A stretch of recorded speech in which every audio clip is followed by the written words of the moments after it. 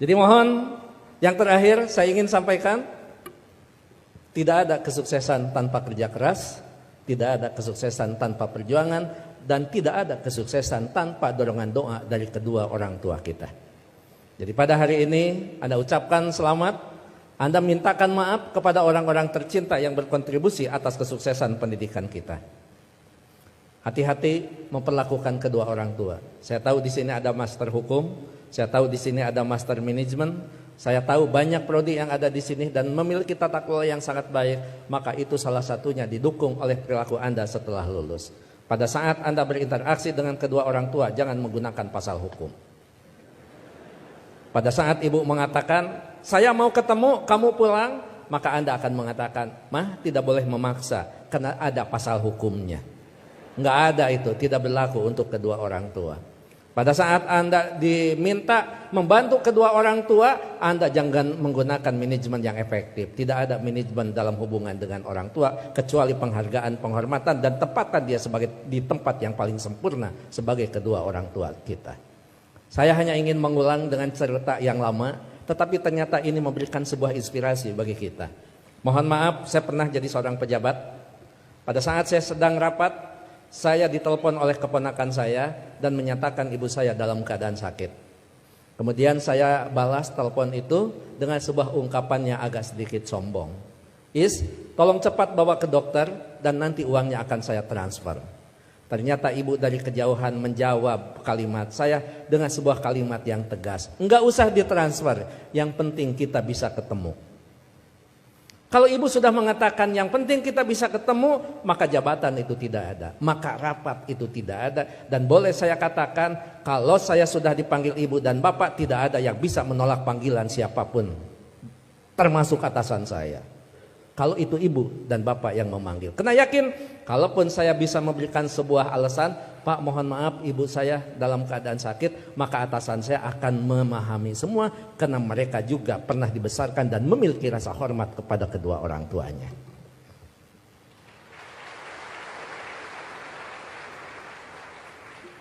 Pukul 8:30 malam saya pulang, dan saya sama seperti Anda, mungkin saya lebih kampung daripada Anda yang hari ini di wisuda. Saya tidak dilahirkan di tengah kota, saya dilahirkan di kaki Gunung Papandayan yang sekarang terkenal dengan tempat wisata Kawah Papandayan. 3 jam saya sampai di rumah, 11:30 saya sampai di rumah. Ternyata ibu dalam keadaan segar bugar, tetapi saya tidak menunjukkan perasaan suudon kepada ibu. Kenapa? Ternyata di situ ada hikmah. Bagi seorang ibu dan bapak dalam keadaan sakit, kemudian dia menunggu anaknya terkasih dan tersayang, maka pada saat dia bertemu, maka kehadirannya lebih mujarab daripada obat yang diberikan oleh seorang dokter. Catat itu. Ibu tidak hanya menunjukkan segar dan bugar, tapi ibu juga tetap memperhatikan kesukaan makanan anaknya. Saya dimasakkan sayur kacang merah, saya digorengkan asin peda, saya dibuatkan sambal terasi, dan saya juga dibakarkan pete. 11:30 malam, coba bayangkan ada sayur kacang merah, nasi putih, bakar pete, dan belum peda ditambah sambal terasi. Boleh dibayangkan setelah wisuda. 11:30 malam saya disuguhi makanan itu, maka tidak ada kalimat yang bisa diucapkan kepada ibu selain mengucapkan terima kasih. Padahal saya tidak biasa makan malam, kecuali makan nasi di waktu malam. Ya saya makan. Saya tidak pernah mengatakan, "Amah, ngapain masak? Kan kata dokter paling tidak 3 jam sebelum tidur kita boleh makan." Ini mau tidur 11:30, ngapain masak? Bagaimana perasaan ibu pada saat seorang anak yang dia tunggu, yang dia masakan, kemudian anak berargumentasi dengan sebuah ilmu di mana ibu tidak paham tentang ilmu itu? Menyakitkan. Iya, saya makan dan saya berdoa mudah-mudahan ini jadi obat.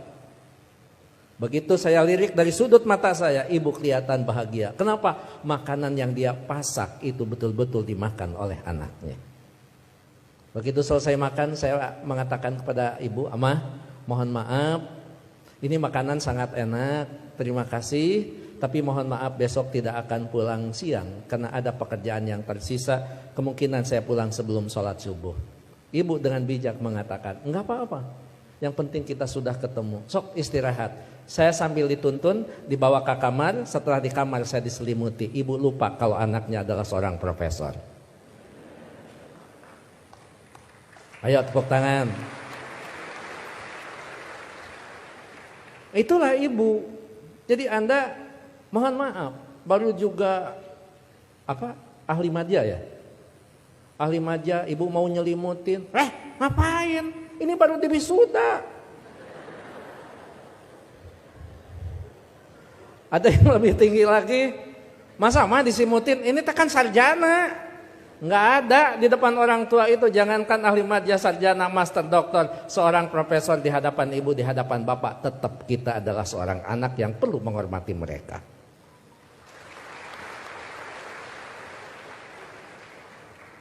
Yang paling indah dan paling membuat saya terharu, pada pukul 3 saya bangun, ternyata ibu sudah berdiri di samping saya sambil menepuk bahu saya.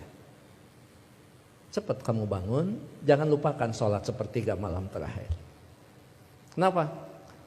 Kamu bisa mendapatkan yang semua ini bukan karena kepintaran kamu, jangan-jangan bukan karena kecerdasan kamu, mungkin keberuntungan doa kita dikabulkan oleh Allah Subhanahu wa Ta'ala. Jadi ibu masih khawatir tentang anaknya. Ibu khawatir anaknya merasa pintar sehingga pintar menjadi sebuah kesombongan. Ibu masih khawatir anaknya cerdas, cerdas menjadi sebuah kesombongan. Bahkan melupakan siapa yang menentukan takdir segalanya pada kehidupan kita.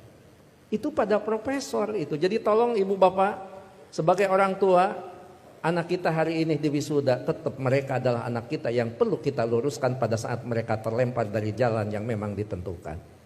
Perlu diberikan peringatan, tapi tentu sekarang ini ada kaidah-kaidah yang beda dengan zaman dulu.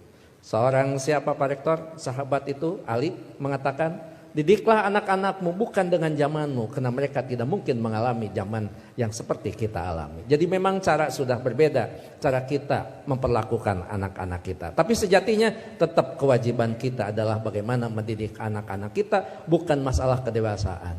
Tapi masalahnya sampai nyawa berpisah dengan badan, itu tetap menjadi kewajiban kita sebagai kedua orang tua. Begitu saya sudah selesai sholat, kemudian di situ saya bisa mendapatkan sebuah hikmah. Memang orang tua kita adalah punya kecerdasan yang luar biasa. Padahal ibu saya bukan profesor, ibu saya tidak lulus SMA, ibu saya juga tidak lulus SD. Beliau hanya lulusan sekolah raya. Tapi apa? Dalam sebuah komunikasi waktu itu saya katakan, "Ama, sekarang saya pergi, mohon pamit." Ibu masih bertanya, "Kamu nanti sholat di mana?" Saya jawab, "Nanti sholat di jalan." Ibu langsung mengkritisi kalimat saya. "Jangan suka sholat di jalan, ketabrak mobil." Itu kata ibu itu. Terus saya mikir, emang juga, emang benar masa sholat di jalan? Saya katakan, enggak, maksudnya sholat di masjid di jalan. Masih salah kalimat itu di hadapan ibu. Enggak ada masjid di jalan, paling dekat di pinggir jalan. Saya bilang, iya, nanti akan di masjid, sholat di masjid di perjalanan. Baru saya lulus dari ujian seorang ibu. Nah, lamun eta benar profesor. Dan yang terakhir, saya mohon maaf tadi malam tidak transfer karena amah mengatakan tidak boleh transfer, tidak usah transfer, sehingga saya tidak transfer. Disitulah kecerdasan ibu luar biasa. Iya, nggak apa-apa. Ngapain harus transfer ke seorang ibu? Mana? Ibu lebih cerdas daripada seorang profesor.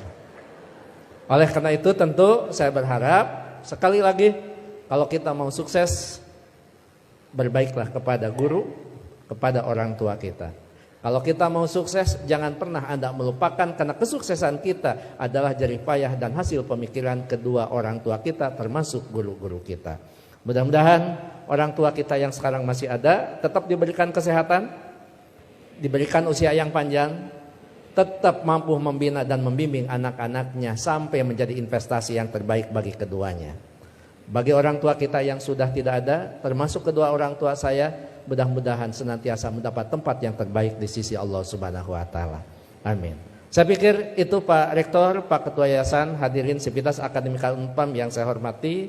Mohon maaf kalau sambutan saya agak sedikit panjang, karena saya tadi mengimbangi Pak Rektor sangat panjang, kemudian Pak Ketua Yayasan sangat pendek, maka saya setengah panjang dan setengah pendek. Mohon maaf tidak bisa mengikuti wisuda sampai akhir, karena saya harus mengejar waktu ke Tasikmalaya Pak Rektor. Apapun tadi yang dibicarakan oleh Pak Warek sudah dibicarakan dengan Pak Warek dan Pak Ketua Yayasan. Begitu juga kepada Pak Direktur, saya mohon pamit. Anggap saja kalau di Kementerian Agama kan tidak aneh, anggap saja saya penghulu. Penghulu biasanya kalau sudah menikahkan ijab qabul dinyatakan sah, penghulu biasanya pamit diri dan tidak perlu menunggu sampai resepsi. Terakhir, saya tidak akan membacakan pantun, tapi ini ulangan dari wisuda bulan kemarin, karena setiap bulan Unpam wisuda. Bahkan Unpam setiap wisudanya juga tidak bisa diganggu karena hari Minggu. Jadi saya tidak bisa menolak undangan Unpam. Gitu.